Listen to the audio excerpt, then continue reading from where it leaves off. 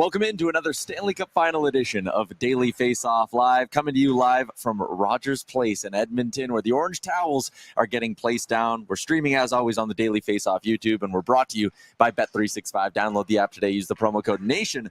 Whatever the moment, it's never ordinary at Bet365. Frank, tonight, a Friday night Stanley Cup Final game in Edmonton should be electric. Will not be ordinary, I should say. Definitely will be electric, not should be. But we'll see what kind of answer the Florida Panthers have. And already a busy news day for you. The Dallas Stars firing Coach Pete DeBoer after 3 seasons and 3 Western Conference final appearances. And we've got some buyout candidates to talk about as 30 other markets are in pure offseason mode. Look at you teeing up the show. We're also going to talk some Stanley Cup Finals with our friend Steve Peters from inside the coach's room. And let's start with the Stanley Cup Final. Frank, the Edmonton Oilers took a Game 1 overtime win over the Panthers. They have a series lead. We talked about it yesterday. First time in 35 years. And I think today, maybe a lot more of the attention shifts to Florida. How can they respond? How can they bounce back? Listen, a team that's now in their 3rd Stanley Cup Final, they've been through adversity. Yep. Any idea that they're going to be scared after a game one loss? They're not. Not particularly one in overtime, and they had a 2-goal lead in. And I don't even think that they were necessarily stung by that. Yeah, they had been perfect before 31-0 in the Paul Maurice era. But I'm expecting a pretty significant adjustment. Let's see what Paul Maurice has up his sleeve for Game 2. The Oilers got more comfortable as Game 1 went on, picking through exactly what the Florida Panthers were presenting. They found solutions. Mm-hmm. Now, how's Florida going to react? Do they maybe not play quite as aggressive as they did? It's part of their DNA, but if you sit back and maybe change it up a little bit, then the Oilers are going to go, I don't know. I don't know what exactly to expect, but to think that the same exact game is going to be played, I don't know. I think we're in for a little bit of a change. Yeah, and obviously Petey, when he swings by in a bit, is going to give us some great insight into maybe some of those more tactical adjustments and give us sort of the coach's view on it. Let me ask you one tonight. Let's say like Florida wins in sort of dominant fashion. Let's say Edmonton wins in dominant fashion. Like, is there an outcome tonight that can really change your view of the series? Because I think Game 1, you look at 2 teams who really kind of just stuck to their style a little bit, but is there anything that can happen tonight? Any kind of Florida win, I think, would be probably expected.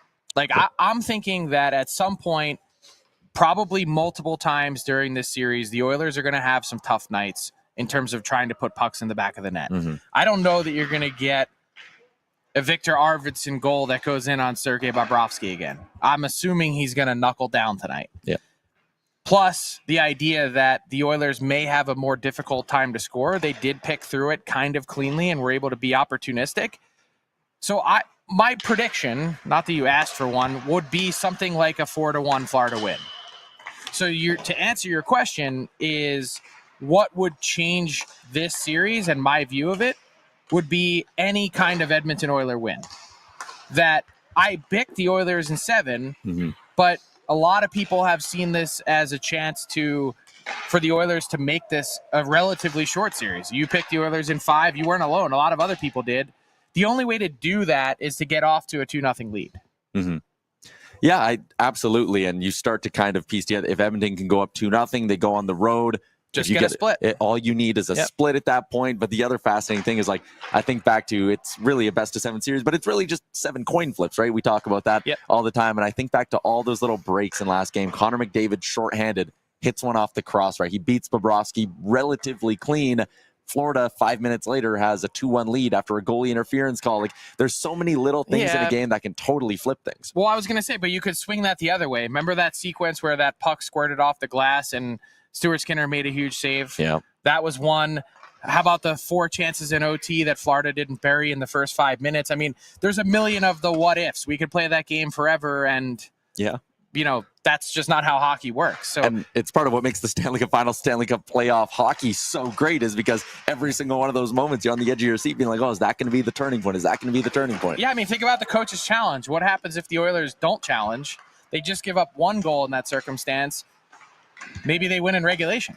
Yeah, I mean, absolutely. Both goalies were, I think, very, very good in Game 1 of this series. Really? I thought, I'm going to challenge you, because Stephen Wino said that yesterday. I thought Bobrovsky was just average. I look at some of those big saves he made coming across on Trent Frederick, the 2 breakaway stops in OT. I felt like there was enough big moments to overcome maybe a couple of average goals against. Yeah, but you look, at the end of the day, you gave up 4 in a cup final game. Your job is to keep it to 3 or less. Yeah, and I suppose, I mean, the fourth and OT again, like it's not all of them the style. It's just that you're the threshold, the expectation is higher when you get to this point in time.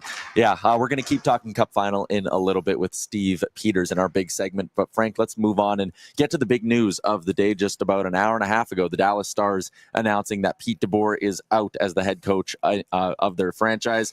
3 trips to the Western Conference final, not enough. He loses his job.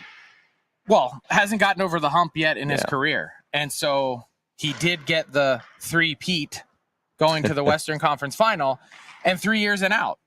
And as much as that might sting, and I'm sure it does, I think in the end, his inability to control his emotions are what got the best of him in this last 2 weeks. Well, yeah, and that was kind of the next question I had here was, if he handled not the Ottinger pull, but the post game with Ottinger, if he handles that differently, does he still have a job, or do you think there was enough behind the scenes where it was really time for a change? I think it was 3 things just in that one day of Game 5. Yep. It was in the morning when he said the coach doesn't put the puck in the net, blaming the players. Mm-hmm. It was the Ottinger pull and the janky way that it was handled, and then it was the post game. So I think when you take all 3 of those things and you have a guy that kind of notoriously runs hot, which is fine. Like, this is an intense sport. Part of what makes him a great coach. Exactly. Yeah. And he's obviously very successful. But those 3 things combined are what I believe cost him his job, because the trust then erodes in the locker room. And I think if you're the Stars, you also have to ask the question, if we're going to ask this of the Toronto Maple Leafs, what's the change that you're making? Whether you lose in round 1 or 2 or you lose in 3, it doesn't really matter. You're falling short. Mm-hmm. So why are we getting to conference finals? They got to a Stanley Cup final, not under Pete DeBoer, but this group has gotten to a cup final and 3 conference finals. Why aren't we getting over the hump?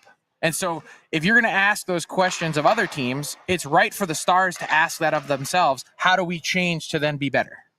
Yeah, and so now they're, next steps for Dallas. There's kind of 2 ways you could potentially spin zone this. You could say DeBoer is out. They are ready to make some sweeping changes because they're recognizing it's not working. Or are they going, you know what? Let's try to keep this group intact and see if a new voice is truly what they needed. What direction do you think they go? Sweeping changes or more of a let's keep this roster together? It's probably going to be a little bit of both. I don't expect super seismic changes, but the truth for the Dallas Stars is that they were not hard enough. Mm-hmm. They were not a difficult team to play against when it mattered most. Soft skill. And you needed guys like Jamie Benn, who I think at this point in his career, I don't know that he's keeping up. And that hard energy is what is going to drive you to win. I mean, we all saw Matt Duchene's 82-point season. I don't know that that's getting it done in the playoffs. And so I think some change is necessary. Yeah. They have a core, and particularly, I think, a really enviable back end with Harley and Heiskanen. Ottinger is just starting that 8-year deal, which is another reason why I think you had to make the change. Yeah. And then the forward group up front, Wyatt Johnson, is Jason Robertson going to be there? Rupe Hintz. They have a young enough core where they're just kind of still getting started, but they need proper support to get there. Yeah. There actually is a bit of a tie-in here between Dallas and our next topic, the buyout candidates. You're going to have the article going up at dailyfaceoff.com. And when you look at that Dallas cap picture, you mentioned the blue line, enviable. It's great. But then on that bottom half, they have $7 million next year committed to Matt Dumba and Ilya Lyubushkin, who played 1 game in the Western Conference final. You have Dumba as one of your buyout candidates. Yeah, Dumba didn't play a single playoff game. Crazy. He did have an injury at the middle of the season, and then I think one of those situations, again, where trust eroded. And so the question is, if you're Dallas and you've got $5 million in space to sign a handful of players, how else do you generate more flexibility?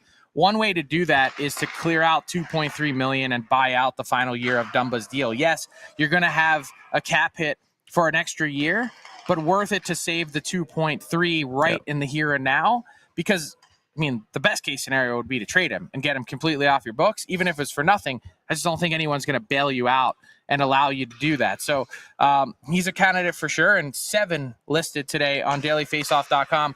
TJ Brodie, you see on the board here, Justin Hall in Detroit, Pierre Engvall with 5 years left on that contract. And Joe Veleno is a unique under 26 buyout, which would be 1/3 instead of 2/3. They don't have to do it, but it certainly could open up a roster spot. It's not about cost savings. Not about cost savings, and you have 2 Blackhawks on there, and it's kind of almost head scratching to go look at how much cap space they have and be like, 2 guys you might want to buy out and kick the can down the road and take a penalty. What would be the thinking there? Is it maybe not so much clear up cap space? It's okay, we need roster spots in a different look. 100%. Yeah. The Blackhawks have too many defensemen. They're at risk of losing at some point very soon one of their younger defensemen on waivers. You need to get these guys in the lineup. You need to get them playing. And you can't have TJ Brodie. It's not chewing up cap space, but chewing up oxygen in your group. And so with how much he slowed down last year, I think that buyout makes a ton of sense. And then the Veleno thing up front, if you're looking for a warm body to just kind of stick in and get through the year, then that might be the solution. But in the meantime, if you think, hey, we've got better options in our bottom 6, you could trade him. You could buy out that last year, make him a free agent. Yeah, the 1/3 buyout idea is interesting. I mean, there's also the part of me that goes, they're not in cap hell, so just bury them. Put these guys on waivers. Say, sucks, we're sorry, you got to go play in the AHL.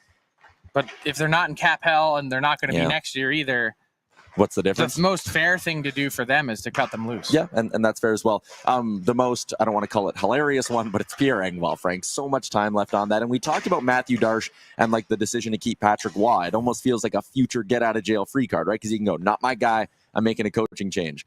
With Engvall, he can buy him out, and no one's going to be looking at Matthew Darche being like, why is all that dead money on our books? They're going to be like, nope, you had to do it. Well, you had to do it because, first off, that was a Galaxy Brain contract to begin with. We all said it at the exact moment in time that it was signed. Why are you giving him 7 years? Then you see Patrick Waugh, as you spoke of him, really crush him vocally and say, this is a guy that lacks physicality and a desire to get to the net. Waivers twice, healthy scratch for 20 games. Yep. And he did show some signs of life at the end of the year, but another team that could be looking for cap savings at some point, he's $3 million for the next 5 years. You buy him out, and it only becomes a $1 million hit. Yeah, we have it up right now from Puckpedia, the buyout calculator. It's actually a pretty team-friendly buyout, so it's a no-brainer. There's no signing bonus, so it's very friendly. So I think you just wipe your hands of it and move on. Yeah, and for a while, you're going to have this weird little cap charge. But again, the other side of this is, as the cap keeps going up, what's $1 million?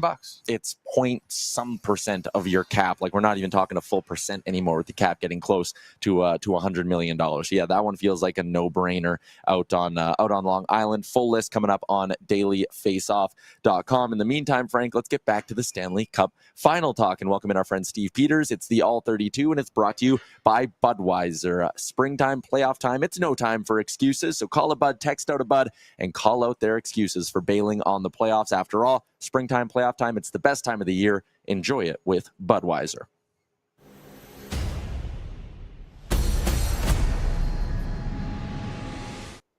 Always a pleasure to welcome Steve Peters, former Arizona Coyotes video coach and Inside the Coach's Room on YouTube. Petey, appreciate your time today. Let's start this conversation, though, by looking back at Game 1. Was there anything stylistically that you would view as a curveball from either team, or was this really two coaches going, we're going to try to really hammer home what's gotten us here? You know, I think one of the biggest surprises for me is the way the Florida Panthers handled the rush. And we've seen through this playoffs how aggressive the Panthers are between the blue lines and their tight gaps, and how aggressive they are at trying to stop plays at the red line. They were a lot more passive for the Edmonton Oilers against their rush through this game. And I thought they were able to back off. And when you look at their 1-1-3, they were able to get into the 1-1-3. They rarely do, because they usually try to cut that play off at the red line. So I think I was surprised at how much they were giving the Oilers a little bit of room and trying to close at their defensive blue line versus the red line. And I know you feel like the Edmonton Oilers are just this rush chance machine. But you look at the chances they had off of the rush in this game, and they weren't as you're not seeing the McDavid breakaways 5-on-5. And I think the Florida Panthers did a much better job in the neutral zone than I was preparing for. On the other side, Edmonton I think they were very good around the blue paint defensively. And I know the goal that goes in off of the Bennett melee in front of the net. Other than that, you don't see Tkachuk being a problem in the blue paint. You didn't see Verhaeghe getting there. And I think that for the Edmonton Oilers, that is their biggest surprise and or strength of this entire playoffs, is their ability to defend that net front in front of Skinner. So, Petey, if you got your coach's hat on, right, in the coach's room, and you're trying to figure out if you're the Panthers, you guys are just racking your brain the last 48 hours. What do we do? How do we adjust? What changes do we make, if any? What would you do or say? The first thing I talk about is they got to try to find a way to generate more offense. I mean, this is a team, the defense for the Edmonton Oilers has taken a step over what we saw last year. And for me, it starts with the defense of the Florida Panthers. They got 8 shots on goal out of 27 attempts. That's 30% of their shots through. Conversely, you look at the Edmonton Oilers, get 21 of 42 shots through from their defense. And that's a huge difference. I think the Florida Panthers need to find a way to generate. I think it's going to start from the defense. So how do they do that? They need to move the puck quickly D to D. The Florida Panthers usually go low to high and then they shoot.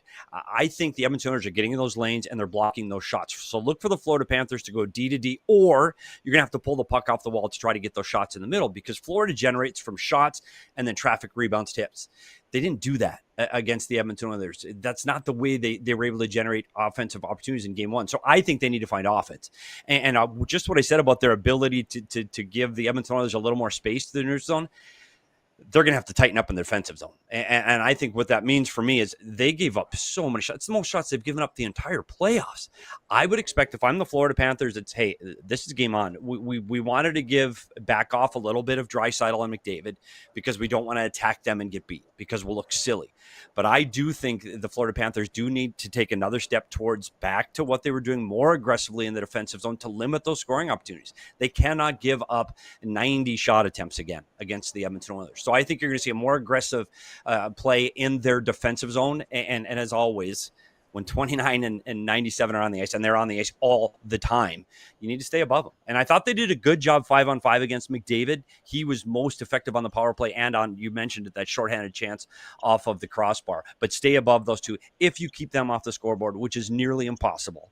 But if you can, you give your team a better chance. So, Petey, I was thinking long about this coach's challenge from game one, and I have to ask you about it. I was at the general managers meetings in March, and they walked us through this presentation, and I came away from it and tried to write it and, spread the gospel about their process and how they go through it. And I knew when I first saw it that was not going to be overturned, that was a good goal. But I thought it was really interesting after the game that Chris Knoblauch essentially doubled down on it and said, I would make the same challenge again. And I was thinking to myself, why would he do that?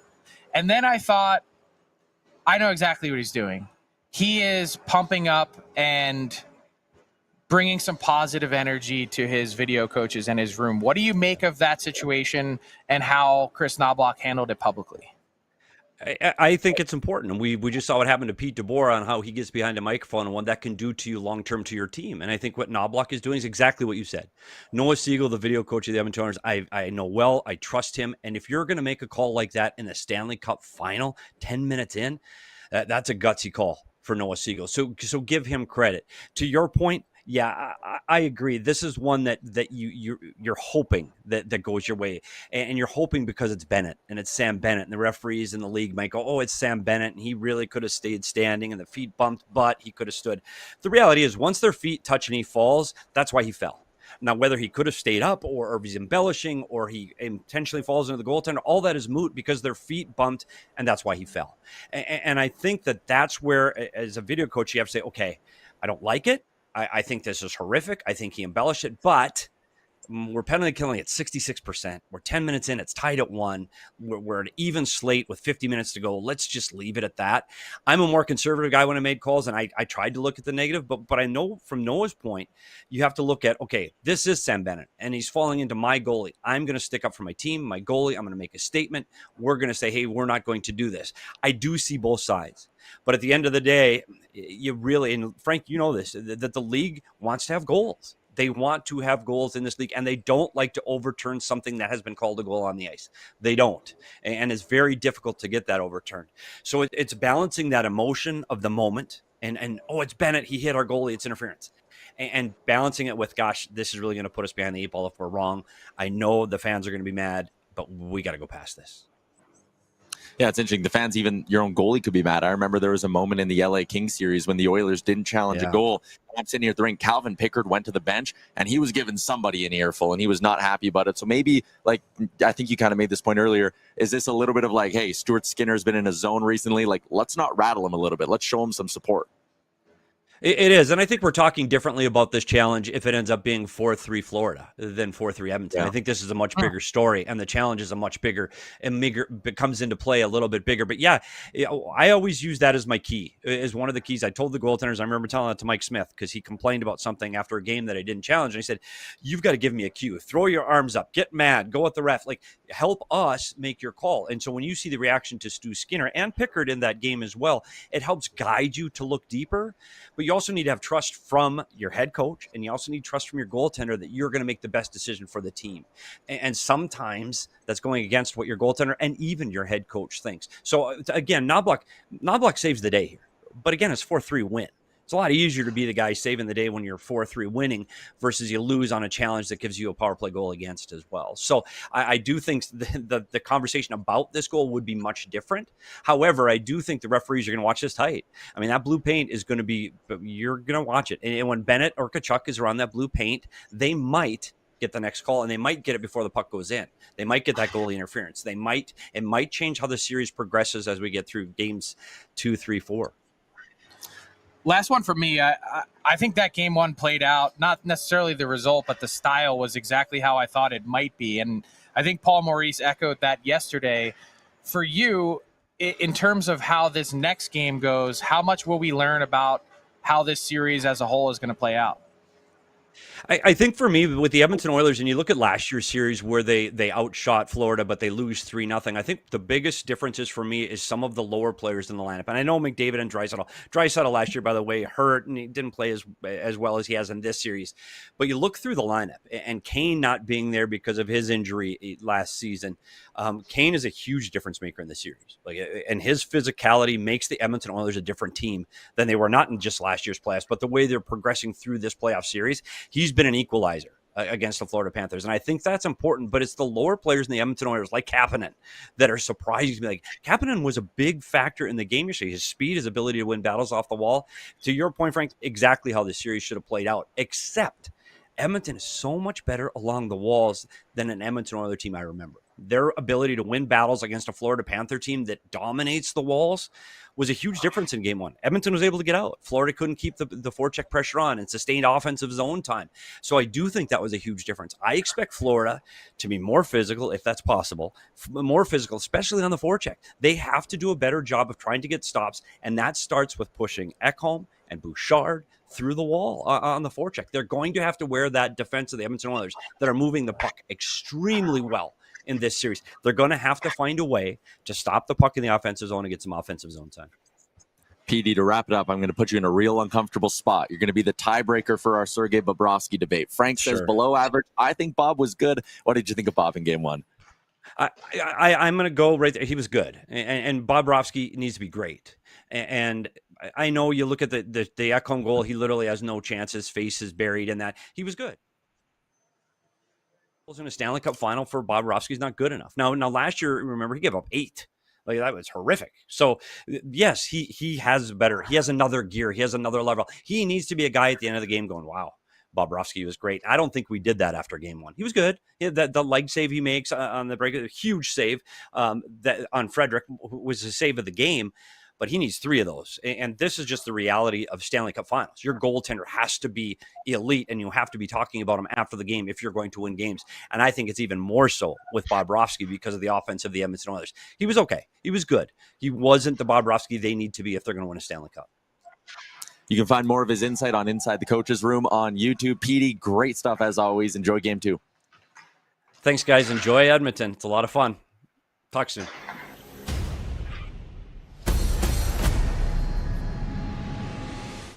enjoying Edmonton indeed. Did you, when you walked in the rink, did you see the older guy with the Oilers jacket greeting all the media as they come in? No. And he's going, welcome to Edmonton, welcome to Edmonton. I was like, I live here. It's all good. Don't worry about it. What a flex. Yeah, huge. Hashtag Ask DFO. Frank J-Rock put one in that said the only Ask DFO should be who is the Stars' next head coach. I guess, do you have an early inkling on, like, stylistically where they're going or nothing? Zero. I think it's way too early, but I think what the Stars have to their benefit is that there are a number of really qualified candidates that didn't get jobs in this cycle. And I wonder if you could also then entice a vet coach that's won a lot. Like the first guy that I think of is Peter Laviolette. He's a really good coach with a good team. Dallas is a good team. He's the kind of guy who can get you over that hump. And does it usually in the first year. He's taken 3 different teams to Cup finals. That's the first guy I thought of. Second guy, Jay Woodcroft had a sparkling record in Edmonton. He didn't get a job. A couple teams went with first-time guys. Marco Sturm, Dan Muse. There were a couple guys that were recently out of the game. Lane Lambert going to Seattle. So, look, I think they've got a great opportunity in front of them. And I thought, I'll say this too. It wasn't really lost on me that the Dallas Stars waited a few extra days until after the Boston Bruins had already made their decision, because I had this feeling, and I know a number of other people around the league talked about it, that they thought that they got a sense that the Bruins were waiting to see if DeBoer was available. Interesting. And of course, this happens on Friday. Mm-hmm. So that is filled. And unless a team steps up to fire their coach, which you could see, we saw with Jim Montgomery coming into St. Louis, they just said, hey, Drew Bannister, thanks a lot, but we got a better guy. Why wouldn't you, if you're one of these other teams that's a pretty good team that, hey... you like your guy, but you don't love him. Jim Hiller, I think, is a perfect example. That's a great point. In L.A., terrible challenge. We might not be here today if Jim Hiller doesn't make that challenge. Plus, the way that they play and the indictment that their players seem to have on their lack of aggression. If you're Ken Holland, you don't have any profound loyalty to Jim Hiller. You just got there. You just want a really good coach. And Pete DeBoer is unquestionably a good coach, having gone to 3 straight Western Conference Finals. Why not? It's an interesting idea. And if he doesn't get scooped up, he will be that name a month into the season when some team is 1-9 and we're all going, Pete DeBoer. But why do that? Why wait? Why not give your team a fresh start from training camp instead of going, oh, we know that this guy's on the hot seat. Just make the change now. Rip the Band-Aid off. Set everybody up for success. All right, let's move along to our daily bets, brought to you by Bet365, an official partner of the Stanley Cup playoffs. Whatever your bet, it's never ordinary at Bet365, and they got you from game props, player props, totals, and money line. Find more at Bet365. Must be 19 or older. I got 2. One's a same gamer for tonight. I love running it back with the Sam Bennett, Corey Perry. I have Victor Arvidsson there at 2 shots. He had 3 last game. He's plus money to get 2 shots. I'm playing him with Sam Bennett in this one and getting it at north of plus 250. But there's another one, Frank. I know you like big juice, so I'm always hunting for it.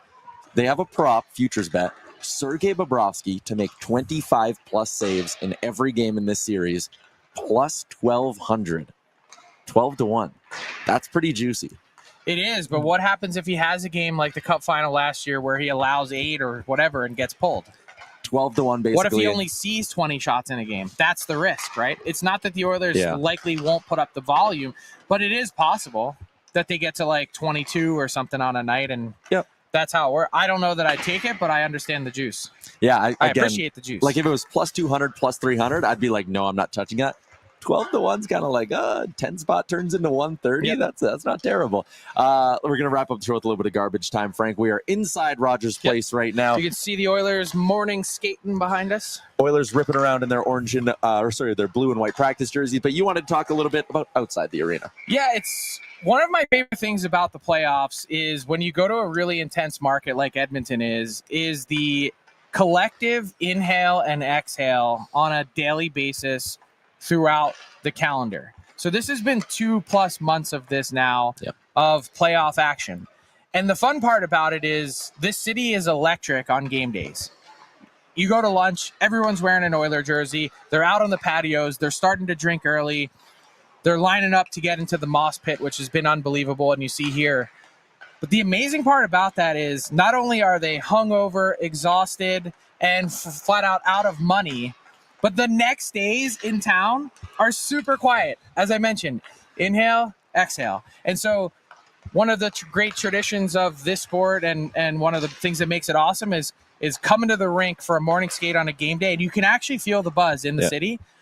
But yesterday, everyone's sleeping it off. And so I love the rhythm of that as you go through a playoff run. You don't get that in every market, but the ones that really care and where it matters, you can actually feel it. It's a living, breathing thing. And so I just wanted to highlight really how cool that is to be in the middle of it. And like you said off the top of the show, not should be electric, it will be electric tonight in Rogers Place for Game 2 of this series. And after tonight, we're hopping on the plane and we're going to Florida for Games 3 and 4. So we'll be live in the Sunshine State on Monday. That is a wrap on another week of Stanley Cup Final Edition of Daily Faceoff Live. Pat Puff, our producer, great work on site today. Everybody in the YouTube, great stuff as well. Enjoy the hockey. Enjoy your weekend. We'll chat with you Monday at noon Eastern.